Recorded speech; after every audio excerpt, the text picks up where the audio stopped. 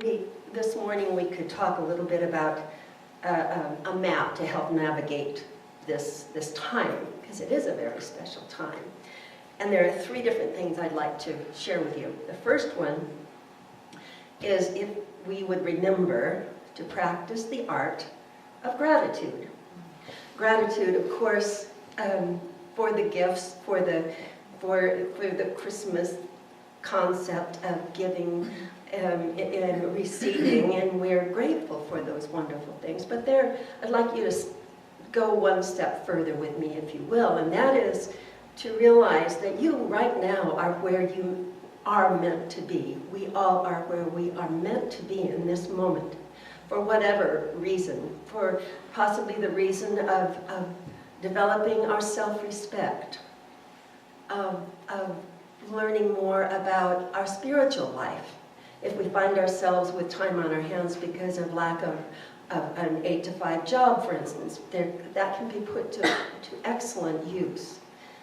And being grateful for whatever comes our way, because we know it is divine, because we're divine. So that's number one. Number two is practice the... Every who down in Whoville liked Christmas a lot. But the Grinch who lived north of Whoville did not. The Grinch hated Christmas the whole Christmas season. Now please don't ask why. No one knows the reason. It could be his head wasn't screwed on right. It could be perhaps that his shoes were too tight. But I think that the most likely reason of all must have been that his heart was 2 sizes too small. But whatever the reason, his heart or his shoes, he stood there on Christmas Eve, hating the Whos, staring down from his cave with a sour, grinchy frown at the lighted windows below in their town. For he knew every Who down in Whoville beneath was busy now hanging a mistletoe wreath, and they're hanging their stockings, he snarled with a sneer. Tomorrow's Christmas is practically here. Then he growled with his Grinch fingers nervously drumming. I must find some way to stop Christmas from coming. For tomorrow he knew all the Who girls and boys would wake bright and early. They'd rush for their toys. And then all the noise, that's one thing he hated. The noise. Then the Whos, young and old, would sit down to a feast. They'd feast and they'd feast and they'd feast. They would feast on Who pudding and rare Who roast beast, which was something the Grinch couldn't stand in the least. And then they'd do something he'd like least of all. Every Who down in Whoville, the tall and the small, would stand close together with Christmas bells ringing. They'd stand in hand in hand, and the Whos would start singing. They'd sing and they'd sing and they'd sing. And the more the Grinch thought of this Who Christmas sing, the more Grinch thought, I must stop this whole thing. Why, for 53 years I've put up with it now. I must stop this Christmas from coming. But how?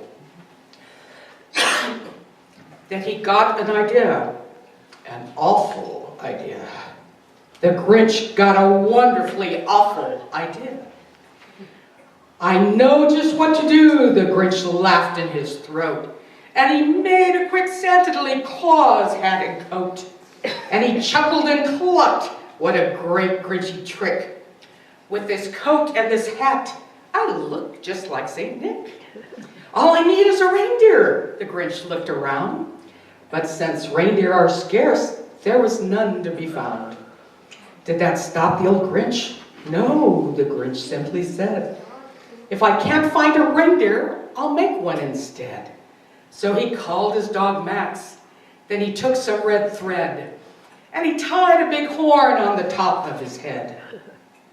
Then he loaded some bags and some old empty sacks on a ramshackle sleigh, and he hitched up old Max.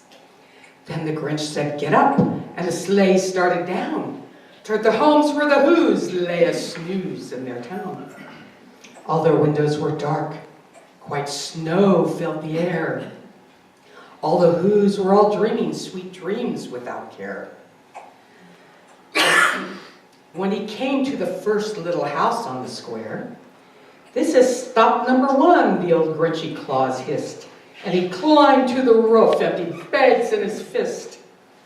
Then he slid down the chimney, a rather tight pinch. But if Santa could do it, then so could the Grinch. And he got stuck only once for a moment or two. Then he stuck his head out of the fireplace flue, where the little Who stockings all hung in a row. These stockings, he grinned, are the first things to go. Then he slithered and slunk with a smile most unpleasant. Around the whole room he took every present. Pop guns and bicycles, roller skates, drums, checkerboards, tricycles, popcorn and plums. Then he stuffed them in bags. Then the Grinch very nimbly stuffed all the bags one by one up the chimney. Then he slunk to the icebox. He took the Who's feast. He took the Who pudding. He took the roast beast. Then he cleaned out the icebox as quick as a flash. Why, the Grinch even took their last can of Who hash. Then he stuffed all the food up the chimney with glee. And now, grinned the Grinch, I will stuff up the tree. And the Grinch grabbed the tree and he started to shove, when he heard a small sound like the coo of a dove. He turned around fast and he saw a small Who, little Cindy Lou Who was not more than 2. The Grinch had been caught by the tiny Who daughter, who'd got out of bed for a cup of cold water. She stared at the Grinch and said, Santa Claus, why? Why are you taking our Christmas tree? Why? But you know that old Grinch was so smart and so slick. He thought up a lie and he thought it up quick. Why, my sweet little tot, the fake Santa Claus lied. There's a light on this tree that won't light on one side.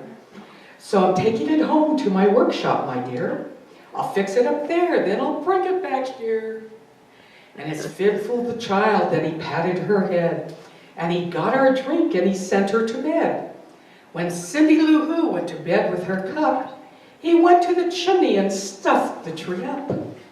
Then the last thing he took was the log for their fire. Then he went up the chimney himself, the old liar. On their walls he left nothing but hooks and some wire. And the one speck of food that he left in the house was a crumb that was even too small for the mouse.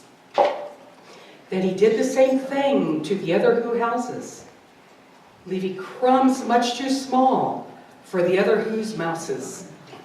It was 1/4 dawn, all the Who's still abed, all the Who's still a snooze when he packed up his sled. Packed it up with their presents, the ribbons, the wrappings, the takes and the tinsel, the trimmings, the trappings.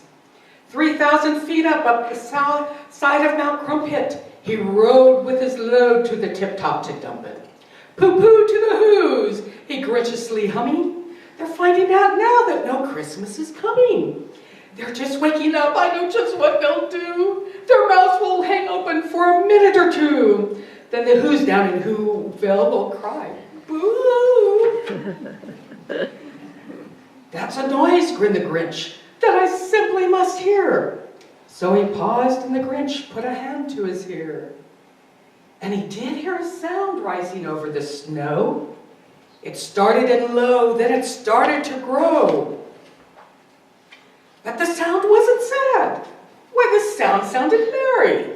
It couldn't be so, but it was merry, very. He stared down at Whoville. The Grinch popped his eyes. Then he shook. What he saw was a shocking surprise. Every Who down in Whoville, the tall and the small, was singing without any presents at all.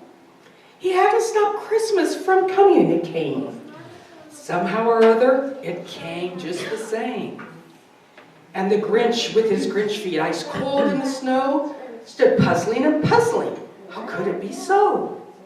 It came without ribbons. It came without tags. It came without packages, boxes, or bags. And he puzzled 3 hours till his puzzler was sore. Then the Grinch thought of something he hadn't thought of before. Maybe Christmas, he thought, doesn't come from a store. Maybe Christmas, perhaps, means a little bit more.